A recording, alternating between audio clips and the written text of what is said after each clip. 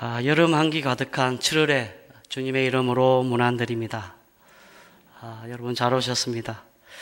저는 계절이 바뀔 때마다 계절에 대한 예의를 지키기 위해서 틈만 나면 차를 몰고 고모리, 미사리, 양평, 양수리, 가평, 충청 이렇게 드라이브를 갑니다. 왜냐하면 제 나름의 계절에 대한 예의를 지키는 방법입니다. 그리고 자연으로부터 하나님의 일반 계시를 많이 경험합니다. 특히 나무를 통해서 신과 재충전 그리고 영적인 인사이트를 얻습니다. 그래서 무엇보다 선악과 나무 아래에서 인간이 죄를 짓고 갈보리 십자가 나무 아래에서 나무 십자가 아래에서 구원을 받기까지 인생은 나무와 뗄래야 뗄 수가 없는 그런 밀접한 관계에 있습니다. 그래서 저는 목사라고 표현할 때도 한문으로 나무 목자의 생각사자를 사용하여 나무를 생각하는 목사 이렇게 언어 유희를 즐깁니다. 여러분 나무 목자를 이렇게 손으로 써보시면 십자가에 달리신 예수님의 형상을 떠올릴 수 있을 겁니다. 그리고 이제 7월이 되면 저는 무더위 속에서 나무 그늘 아래에서 심을 떠올립니다. 여러분 아마 그런 이유에서 실휴자 있잖아요. 휴식할 때 실휴자가 사람인변에 나무 목자가 이렇게 써져 있지 않을까. 그래서 나무에 사람이 기대고 있는 그런 모습이 바로 심이다 이렇게 생각할 수 있겠습니다. 사실 저는 동순교회 부임하고 지금까지 나무와 관련된 설교를 계속하고 있습니다. 그래서 상수리 나무 아래에서 무화과 나무 아래에서 로뎀 나무 아래에서 겨울나무 아래에서 또 나무 십자가 아래에서 대나무 아래에서 그리고 지난 봄에 라일락 향기 아래에서 이렇게 받은 주님의 은혜와 말씀의 복을 함께 나눴습니다. 성경에 나오는 나무들은 아직도 무궁무진합니다. 아마도 동순교회 사역하는 동안에 다 다루기 어려울 것 같습니다. 지난주에 마당 어린집에서 교육자 가족들과 함께 식사를 했습니다. 그 마음의 넓이만큼이나 마당 넓은 담벼락에 탐스럽게 익어가는 포도나무를 보면서 그 포도 열매들이 인생의 열매를 떠올리게 했습니다. 특별히 포도나무는 알칼리성 토양을 좋아해서요. 이렇게 모래땅과 진흙땅, 스키질 토양에 통풍이 잘 되고 일조량만 맞으면 척박한 땅에서도 열매를 잘 맺습니다. 이미 지난 주일 말씀드린 것처럼 오늘 말씀은 포도나무 아래에서 받은 은혜와 말씀을 함께 나누고자 합니다. 7월의 첫날에 264의 청포도라는 시로 시작해 보겠습니다. 내 고장 7월은 청포도가 익어가는 시절, 그 마을 전설이 주저리 열리고 내가 바라는 손님은 고달픈 몸으로 청포도를 입고 찾아온다고 했으니 내 글을 맞아 이 포도를 따먹으면 생략하겠습니다. 이 시는 일제강점기에 억압된 현실에서 청포도의 풍요롭고 평화로운 삶을 역설적으로 노래하고 있습니다. 시인이 꿈꾸는 현실과는 거리가 멀었지만은 청포도라는 시를 통해서 답답한 현실을 극복하는 의지가 담겨 있습니다. 어쩌면 오늘 요셉과 함께 징이대장 보디발의 감옥에 갇혀 있는 술 맡은 간호장의 그 답답한 심정이 포도나무 꿈을 통해서 잘 표현되고 있습니다. 사람이 꿈을 꾸게 되는 원인이 인간의 내면에 잠재하고 있는 잠재의식이 무의식 상태인 수면 시간에 나타나는 것이 대부분입니다. 그러나 믿음의 사람들에게 간혹 하나님의 섭리에 의해서 꿈을 꾸게 되는 경우가 있습니다. 본문에 등장하는 요셉은 형들이 꿈꾸는 자라고 이렇게 별명을 붙여줄 정도로 그는 꿈을 통해서 자신이 앞으로 미래에 열어갈 개척해야 될 길들을 이야기했던 거죠. 꿈쟁이 요셉은 아버지 야곱이 사랑했던 라헬의 아들입니다. 그런 이유로 야곱은 11번째 아들 요셉을 무척 편애하고 그에게만 채색 옷을 입힐 만큼 특별 대우를 했습니다. 이는 다른 형제들의 미움과 질투의 대상이라는 말이기도 합니다. 이런 사항을 하나님께서 모르실 리가 없는데 요셉에게 꿈을 꾸게 하고 더욱 미움을 받게 합니다. 보통 꿈꾸고 잊어버린 경우가 많은데 요셉은 너무나 선명한 꿈으로 인해서 형들에게 그의 꿈을 이야기했습니다. 그래서 창세기 37장 7절에 보면 우리가 밭에서 곡식단을 묶더니 내 단은 일어서고 당신들의 단은 내 단을 둘러서 절하더이다. 단도직입적으로 자신을 향해서 11명의 형제들이 절하는 꿈을 꿨다고 자랑 삼아 이야기합니다. 이에 대한 형들의 반응은 야, 네가 우리들의 왕이라도 된단 말이냐. 그렇지 않아도 미워했는데 더 미워하게 됐죠. 요셉의 꿈은 여기서 멈추지 않고 갈수록 태산입니다. 이번에는 창세기 37장 9절에서 요셉이 다시 꿈을 꾸고 그 형들에게 말하여 이르되 내가 또 꿈을 꾼적 해와 달과 11별이 내게 절하더이다 하니라. 형들의 따가운 눈총과 미움을 전혀 의식하지 않고 꿋꿋하게 다시 이야기합니다. 이번에는 11형제뿐만 아니라 자신의 부모까지도 자신에게 절한다는 이야기를 합니다. 오죽하면 요셉을 편애하던 아버지조차도 형들 앞에서 요셉을 꾸짖습니다. 하지만 야곱은 그 말을 마음에 간직했다고 성경은 말합니다. 이로 인해서 요셉의 형들은 그를 죽이려고 했지만 첫째 르우벤과 넷째인 유다의 도움으로 겨우 목숨만은 건지고 애굽의 종으로 팔려갔습니다. 그런 요셉이 팔려간 곳이 바로 애굽의 친위대장이었던 보디발 장군의 가정이었습니다. 하나님은 요셉을 꿈꾸게 하셨고 그 꿈으로 인해서 그곳까지 인도하신 것입니다. 요셉은 비록 노예였지만 하나님께서 형통하게 하셨기에 애굽의 친위대장 집에서도 가정 살림을 도맡아서 책임지는 가정 총무가 되었습니다. 여기서 해피엔딩으로 이렇게 끝내도 요셉의 꿈은 이루어졌다고 볼 수 있겠죠. 그런데 이것은 시작이었다는 거죠. 시작이었고 또 다른 하나님의 계획이 있었기에 멈추지 않았다는 사실입니다. 또 한 번의 반전을 가져오게 되는데요. 애굽의 친위대장 보디발은 바로 왕을 경호하고 모시고 다니느라 아마 제 생각에는 바쁜 탓에 부부관계가 좀 소홀하지 않았나 그런 생각이 듭니다. 이 틈을 타서 그의 아내가 똑똑하고 잘생기고 어디 하나 흠잡을 것도 없는 준수한 청년 요셉을 보고 흑심을 품었던 겁니다. 날마다 마주치면 윙크를 하고 야한 옷을 입고 이렇게 옆을 다녀도 눈길을 한번 주지를 않습니다. 그래서 이번에는 아주 적극적으로 달려듭니다. 목적이 분명하면 방법도 예민해지기 마련입니다. 아주 치밀한 계획을 세워서 요셉을 부릅니다. 그날은 작정하고 사람들을 다 내보내고 아무도 없이 요셉만 있게 합니다. 요셉이 업무 보는 곳으로 가서 보디발의 아내는 대놓고 동침하자고 이렇게 요즘 아이들 말로 들이미는 겁니다. 요셉은 전혀 요동하지 않고 오히려 따끔하게 호통을 칩니다. 주인인 보디발 장군께서 이 간주의 모든 업무를 총괄하게 하셨고 마음대로 하게 하셨지만은 딱 한 가지 장군의 아내인 당신만큼은 금했기에 내가 어떻게 큰 제약을 행할 수 있겠습니까? 그럴 수 없습니다. 제발 정신 좀 차리십시오. 그렇게 이야기한 거죠. 이 정도 되면 사실 창피해서라도 포기할 텐데 보디발의 아내는 포기할 줄 모릅니다. 이왕 이렇게 된 거 아주 옷을 붙들고 늘어집니다. 통사정하는 바람에 요셉은 붙잡은 겉옷을 벗어던지고 개우 도망을 쳤습니다. 이로 인해서 주인 마님에게 개심죄에 걸려서 적반하원 하장도 유분수지 요셉에게 죄를 뒤집어 씌웠습니다. 그리고 벗어던진 겉옷을 증거물로 제시했습니다. 이렇게 하여 꼼짝없이 요셉은 왕의 죄수들이 갇히는 감옥에 갇혀지게 된 거죠. 그런데 말입니다.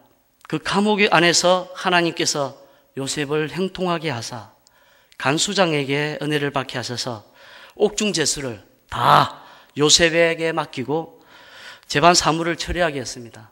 이게 있을 수 있는 일입니까? 이게 뭔 조합입니까? 이때 그 감옥에는 왕의 측근이었던, 최측근이었던 술 맡은 간원장과 떡 맡은 간원장이 마침 감옥 안에 들어와 있었습니다. 왕의 옆에서 보좌관이니까 최측근이죠. 음식이라든지 이런 것들을 미리 두 간원장이 다 준비하고 옆에서 이렇게 수행비서처럼 행하는 그 간원장들이 마침 들어와 있었던 거죠. 이 두 간원장이 하룻밤에 각각 기이한 꿈을 꾸게 됐는데요. 서로 다른 꿈을 꾸고 근심 중에 있었습니다. 때마침 요셉이 근심하고 있는 두 간원에게 무슨 일인지 질문을 하고 꿈을 해석할 수 있어서 있다고 대답을 합니다. 그래서 이제 그 이야기를 듣고 이 간원장들이 자신의 이야기를 하게 됩니다. 이때 꿈꾸는 자 요셉의 진가가 새삼 발휘되는 순간이었습니다. 그는 당당하게 자신에게 이야기하면 꿈 해석을 해주겠다고 약속합니다. 이렇게 하여 술 맡은 간원장이 먼저 요셉에게 자신의 꿈을 이야기하는데 그 내용 중에 바로 포도나무가 등장을 합니다. 술 맡은 간원장이 꿈에 본 장면은 포도와 이렇게 당연히 연관이 있죠. 포도주를 이야기하는 거니까 포도주를 위해서는 포도나무가 필요한데요. 포도나무 아래서 그 나무 가지에 싹이 나고 꽃이 피고 포도송이가 익어가는 장면을 목격한 거죠. 마치 여러분 일정 시간 간격으로 사진을 찍고 이것을 이어붙여서 동영상처럼 눈앞에 펼쳐지는 그 타임랩스라고 그러는데요. 미속도 촬영으로 보는 것처럼 그런 장면이 눈앞에 펼쳐진 겁니다. 자, 이런 장면은 성경의 또 다른 곳에서도 한번 등장하는데요. 아론의 쌍난 지팡이에서도 찾아볼 수가 있습니다.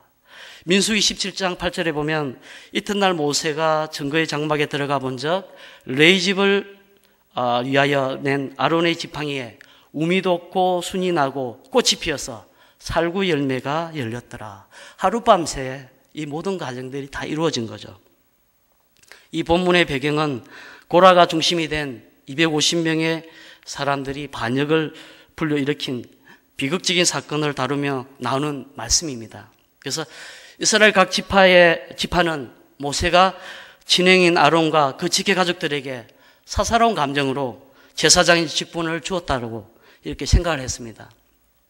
그래서 이런 오해를 종식시키기 위해서 어느 지파가 하나님의 택한 지파인지 백성들에게 알리기 위해서 모세는 하나님의 말씀에 따라서 각 지파별로 지팡이 하나씩 가지고 나오게 했습니다.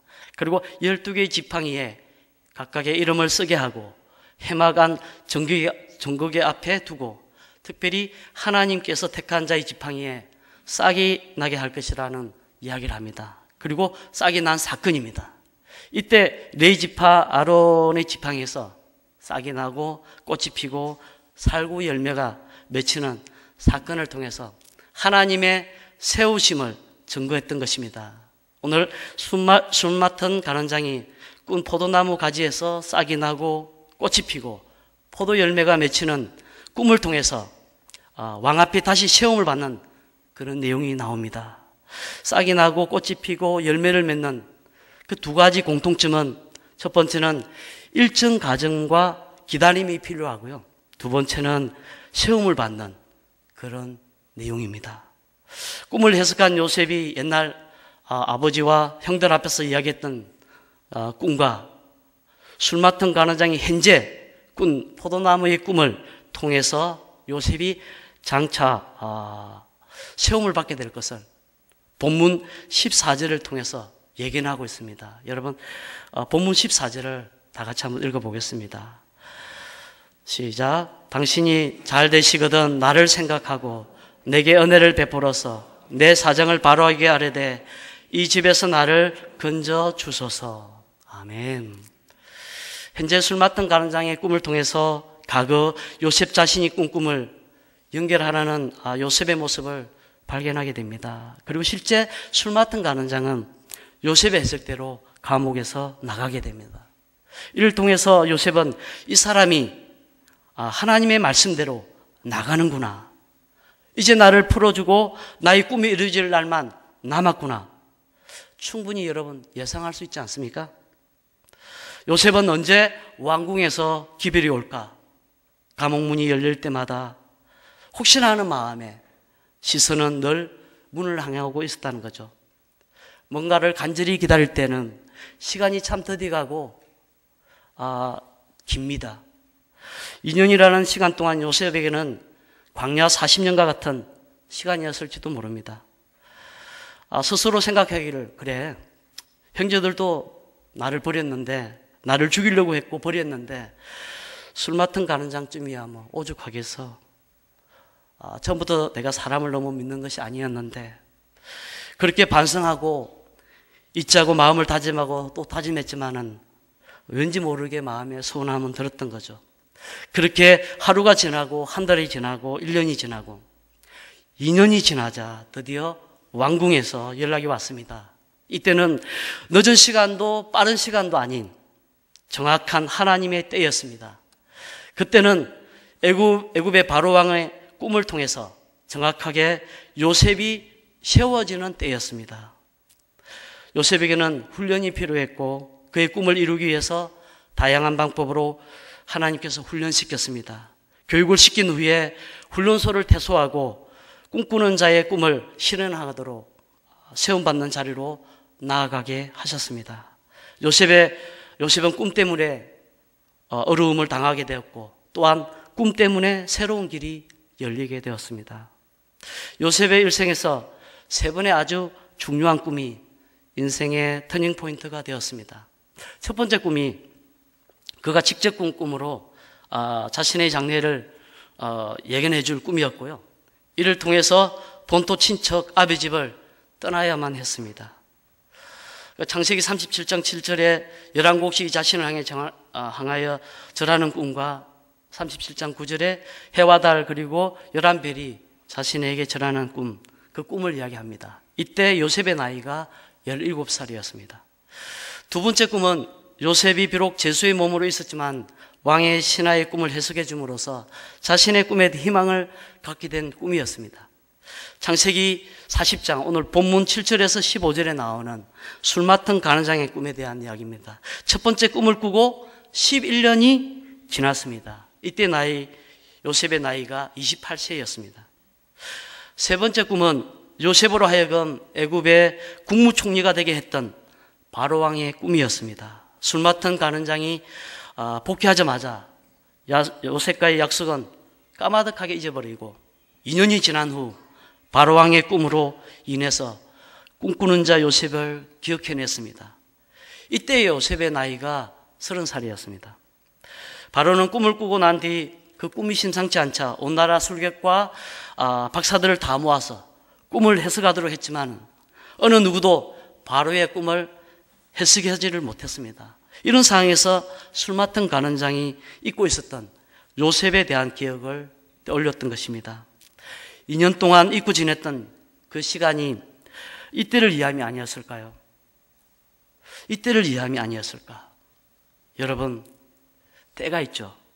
에스더 4장 14절에 보면 이때에 네가 만일 잠잠하여 말이 없으면 유다인은 다른 데로 말미암아 노임과 구음을 얻으려니와 너와 내 아버지 집은 멸망하리라.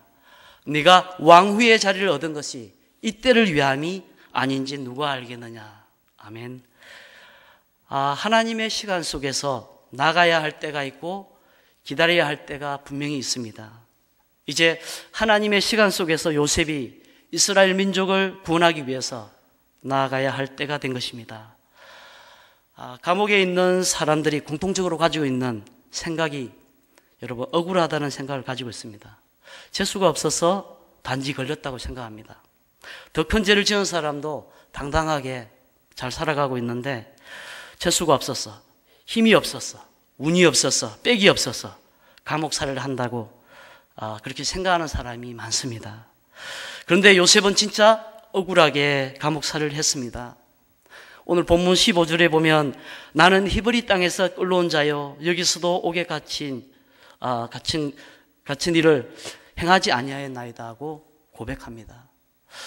자신은 정말 억울하지만은 감옥살이를 성실하게 잘 했죠. 어쩌면 요셉에게 있어서 감옥은 돌아가는 지름길이었습니다. 왜냐? 감옥에서 왕궁으로 바로 들어가게 하셨기 때문입니다. 요셉이 꿈에 대해서 꿈을 꾸고 13년 만에 그 퍼즐이 완성이 됩니다. 여러분, 오늘 포도나무 열매는요, 읽는 과정이 필요하죠. 그죠? 과정이 필요한 거죠. 이처럼 요셉이 꿈에 대한 퍼즐들이 바로왕의 꿈을 해석하면서 비로소 완성이 됐다는 사실입니다. 그는 친위대장 보디발의 간제의 종에서 재반 사무를 다 관장하는 총무로 살림을 운영하며 경제를 배웠습니다. 그리고 억울하게 감옥에 갇혀 제수의 신분으로 왕의 신하들을 수종들면서 그는 정치를 배웠습니다. 이 모든 과정들이 사실은 애굽의 통치자 국무총리로 세우기 위한 훈련이고 수고의 열매였습니다. 포도나무 꿈은 요셉을 가는 곳마다 형통하게 하신 하나님의 꿈이었습니다. 하나님의 꿈은 요셉을 통해서 7년 대흉년을 통해서 애굽 온 사람을 구원할 뿐만 아니라 이스라엘 하나님의 백성인 야곱의 가족들까지 애굽으로 불러 거기서 큰 민족을 이루도록 준비하신 것입니다. 결국 요셉은 꿈 때문에 어려움을 당했다고 생각하기 쉽지만 실상은 바닥을 칠 때마다 오히려 한 단계씩 점핑하는 계기를 만들었습니다. 여러분, 살다 보면 우리가 바닥을 칠 때가 있잖아요. 원치 않은 인생의 유라굴로와 같은 강풍을 여러분 만나지 않습니까? 문제는 알렉산드리아와 배를 탔던 276명의 사람들은 예외 없이 유라굴로라는 강풍을 만났습니다. 이 풍랑 속에서 선원을 비롯하여 대부분의 사람들이 우왕좌왕 끝이라고 생각하는가 할 때 사도 바울과 같이 풍랑조차도 주관하시는 하나님을 바라보며 소망을 갖는 사람이 있다는 사실입니다. 이런 인생의 감옥 같은 곳에서 감옥보다 더 높은 마음의 벽을 넘어서지 못한다면 하나님의 꿈을 이루어갈 수가 없겠죠. 분명한 사실은 형통한 사람에게 풍랑은 도리어 배를 더 빨리 가게 하지만 그렇지 못한 사람에게 풍랑은 두려움 그 자체입니다. 문제보다 장애물보다 더 크신 하나님을 바라보는 자에게 감옥이라는 풍랑은 더 이상 두려움도 아니고 걸림돌이 아닌 꿈을 향해서 나아가는 디딤돌입니다. 요셉이 바로 그런 사람이었습니다. 만약 요셉이 17세 청소년기에 꿈만 생각하고 현실 속에서 희망을 잃어버리고 종살이를 견디지 못했다면 아마 자살했거나 도망을 치다가 맞아 죽었을지도 모릅니다. 그는 하루하루 주어진 삶의 자리에서 그 꿈을 꾸게 하신 하나님을 바라보며 형통한 삶으로 나아갔습니다. 그로 인해서 어린 나이에도 불구하고 친위대장 간제를 주관하는 사람이 되었던 거죠. 억울하게 감옥에 가서도 왜 삶이 이렇게 꼬일까 원망하고 포기했더라면 감옥보다 마음의 벽이 더 높아서 아마 넘지 못했을 것입니다. 그러나 요셉은 감옥에서도 하나님과 동행하며 평소처럼 삶으로 살아냈습니다. 그랬더니 하나님께서 형통하게 하셨던 것입니다. 요셉의 형통한 삶은 감옥에서도 시험을 받아서 재반 사무를 주관하게 하셨습니다. 요셉을 통해서 알게 되는 신앙의 중요한 포인트가 있습니다. 그 포인트는 어떤 환경이 아니라 어떤 상황이 아니라 내가 하나님과 함께 하느냐 그렇지 않느냐 이것이 형통한 비결입니다. 이것이 형통한 삶의 비결이고 이것이 문제의 열쇠입니다. 요한복음 15장 5절 말씀해 보면 나는 포도나무요 너희는 가지라 그가 내 안에 내가 그 안에 거하면 사람이 열매를 많이 맺나니 나를 떠나서는 너희가 아무것도 할 수 없음이라. 포도나무의 가치는 열매를 떠나서는 여러분 생각할 수가 없습니다. 포도나무 보셨잖아요. 포도나무가 목재가 될 수 있겠습니까? 땔감으로도 부족해요. 근데 포도나무의 가장 큰 장점은 열매가 있다는 겁니다. 그래서 포도나무의 비전은 또 다른 포도나무고 열매죠. 포도나무에 가지가 붙어서 생명의 열매를 맺는 것처럼 하나님과 함께함으로 형통함의 열매를 맺는 것입니다. 요셉이 보여준 형통함은 무엇보다 가정이 필요했습니다. 오늘 신앙인들도 삶의 자리를 살펴보면 그 가정은 그렇게 중요하지 않는 것 같습니다. 그리고도 형통함의 열매를 찾습니다.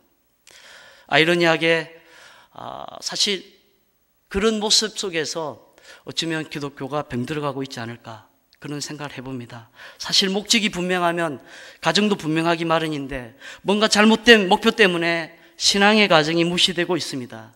오늘 술 맡은 가는장의 포도나무 꿈을 통해서 요셉이 꾼 꿈의 열매를 어떻게 맺어가는지 그 가정을 보게 하셨습니다. 13년 동안이라는 그 시간 가정을 보게 하셨던 거죠. 포도나무 아래에서 요셉이 맺어가는 열매의 가정은 바로 하루하루 주어진 삶의 자리에서의 행통함이 바로 그 가정이었습니다. 여러분 창세기 39장 2절 말씀해 보면 여호와께서 요셉과 함께 하심으로 그가 형통한 자가 되어 그의 주인 애굽 사람의 집에 있으니, 또한 창세기 39장 3절 말씀해 보면 그의 주인이 여호와께서 그와 함께 하심을 보며 또 여호와께서 그의 범사에 형통하게 하심을 보았더라. 그리고 한 말씀만 더 보면 창세기 39장 23절에 보면 간수장은 그의 손에 맡긴 것을 무엇이든지 살펴보지 아니하였으니 이는 여호와께서 요셉과 함께 하심이라.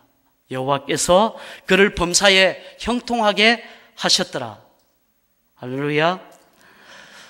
형통함의 비결은 바로 범사에 하나님과 함께 한다는 사실입니다. 여러분 만사 형통을 원하십니까?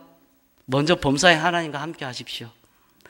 요셉은 자신이 꾼 꿈이지만 결코 자신의 꿈이 아닌 모두의 꿈이었고 또 하나님의 꿈이었습니다. 최근에 보면 행동하는 신앙인 보네포에 대한 그 이야기들이 회자되고 공연도 이렇게 나오고 있는데요. 이 시대에 꿈꾸는 자로 머물러 있지 말고 요셉처럼 보네포처럼 행동하는 신앙의 참모습을 이 시대가 간절히 원하고 있다는 사실을 우리가 잊지 않았으면 좋겠고, 우리가 그 행동하는 한 사람이었으면 좋겠습니다. 우리는 포도나무 아래서 어떤 꿈을 꾸고 있습니까? 사실 저는 포도나무를 떠올리면요, 두 가지 행복했던 추억과 아픈 추억이 같이 이렇게 떠오릅니다. 포도를 따먹으면서의 그 행복함이 유년 시절에, 어린 시절에 먹을 것이 그렇게 많지 않았던 시절에 시골 마을에 마을어귀에 허씨라는 사람의 그 그 뒷마당이 보면 뒷뜰이라 그러죠.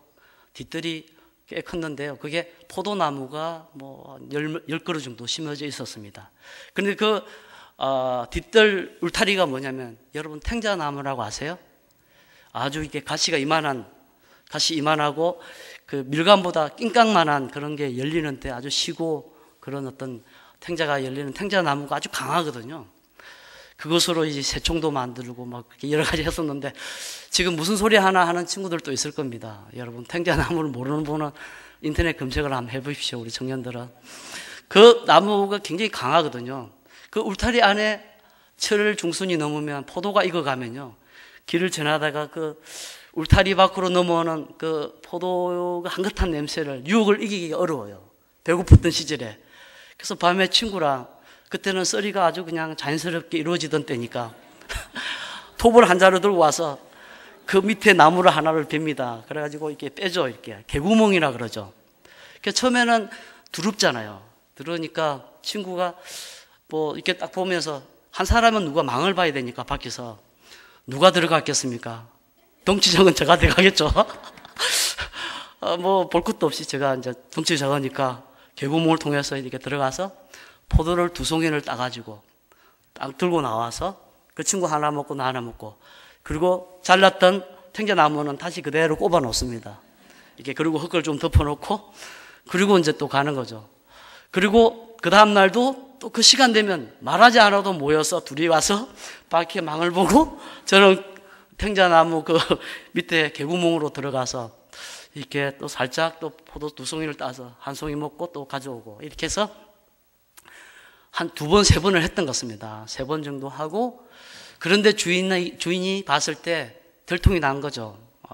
좀 며칠 지나니까 이게 탱자나무 잎이 누렇게 죽어가고 손을 턱 대니까 탱자나무가 이미 이게 넘어지는 거죠. 그리고 그 있잖아요. 포도가 익어가면 주인이 이렇게 보고 있거든요. 잘 익어간 포도가 이상하게 여기 있었는데 처음에 1-2번은 어디 갔지? 이렇게 생각하고 없을 수도 있는데 계속 없어지니까, 그거 뭐 안 익은 걸 먹는 게 아니라 잘 익은 것만 따오니까 이렇게. 그리고 한 3일, 3번, 4번째 정도 됐을 때 딱 갔는데 싹 들어가니까 개가 짖더라고요. 개가 짖는데 줄이 풀렸어요. 그 무서운 개는 아닌데 개가 짖으면서 딱 나오니까 주인도 따라서 나오는 거야. 그래가지고 놀래서 그 개구멍으로 나오는데 급하게 나오다 보니까 탱자가스에 다 찔린 거예요. 막 온몸이 그냥 다 찔리고 옷도 다 떨어지고 막 구멍이 나고. 그런데 그냥 지나가게 놔두면 되는데 개가 신발을 물었습니다. 물고 이렇게 늘어지니까 신발 벗어놓고 도망을 친 거죠, 이렇게. 그리고 신발 찾으러 다음날 가서 많이 혼나고, 다시는 이렇게 하지 말라고 포도 1송이 얻어먹고 두들겨 맞고 왔습니다. 아무튼 그 포도나무에 대한 어떤 그런 추억들이 있는데요. 포도나무는 일정 시간 동안 가정이 필요하다는 거죠. 그리고 그 열매가 정말 포도주를 만들 때도 여러분 이 포도 열매가 사용되잖아요, 그죠? 오늘 이 본문을 통해서 왜 이렇게 포도나무의 꿈을 했을까? 저는 나름 이 말씀을 가지고 생각해 봤습니다. 아마 우리가 포도나무 아래에서 어떤 꿈을 꾸고 있을까? 아니 어떤 열매를 우리가 맺어가고 있을까? 한번 돌아봤으면 좋겠습니다. 혹시 포도나무에서 떨어져 나온 가지처럼 이미 생명을 잃고 열매를 꿈꿀 수 없는 절망 속에 놓여 있지는 않습니까? 그것도 아니면 이 땅의 기독교처럼 물이 토양에 스며들지 못하고 고여서 뿌리채 썩어가고 있는 고사목 신세로 자리를 지키고 있지는 않습니까? 그렇습니다. 포도나무 아래에서 이육사가 청포도를 통해서 일제강점기에 답답하고 억압된 현실을 역설적으로 노래하듯이 척박한 한국 교회를 바라보며 다음 세대의 꿈과 비전을 역설적으로 저는 포도나무 아래에서 노래하고 싶습니다. 그리고 포도나무 아래에서 넘어갈 수 없는 답답한 현실의 감옥에서 하나님의 구원을 노래하고 싶습니다. 그리고 포도나무 아래에서 오늘 스가랴 8장 12절 말씀을 떠올려 봅니다. 제가 스가랴 8장 15절 말씀을 읽겠습니다. 곧 평강의 씨앗을 얻을 것이라. 포도나무가 열매를 맺으며 땅이 산물을 내며 하늘은 이슬을 내리리니 내가 이 남은 백성으로 이 모든 것을 누리게 하리라. 사랑하는 여러분, 포도나무 아래에서 답답한 현실을 넘어서 여러분의 꿈을 향해 나아가는 형통함의 은혜가 있기를 축원합니다. 기도하겠습니다. 하늘에 있는 자들과 땅에 있는 자들과 땅 아래에 있는 모든 자들이 예수 이름에 무릎을 꿇게 하시고 예수 그리스도를 주라 시인하게 하시고 하나님 아버지께 영광을 돌리게 하심을 감사하나이다. 살아계신 하나님, 오늘 우리의 삶의 자리인 포도나무 아래에서 우리 날마다 형통함으로 삶의 열매를 바라보며 살아갈 수 있게 하여 주시고 이 땅 가득하게 하나님, 기독교가 이제 세상을 구원하는 종교로서 지탄을 받는 것이 아니라 세상에 새로운 대안이 될 수 있도록 인도하여 주시고 그 중심에 우리 한 사람 한 사람이 포도 열매처럼 알알하게 박혀서 귀한 삶을 살아갈 수 있도록 도와주시옵소서. 형통함의 비결이 바로 하나님과 날마다 동행하며 살아가는 삶이라는 사실을 오늘 말씀을 통해서 다시 한번 깨닫게 하시고, 우리의 삶의 가정들이 포도를 익어가는 가정처럼 클리어하게 선명하게 우리 삶의 가정 속에 녹아나게 하여 주시옵소서. 아버지 하나님 감사드립니다. 이 밤에도 하나님 포도나무 아래에서 새로운 희망을 품고 돌아가는 사랑하는 주의 백성들을 축복하여 주시옵소서. 예수님의 이름으로 기도하옵나이다. 아멘.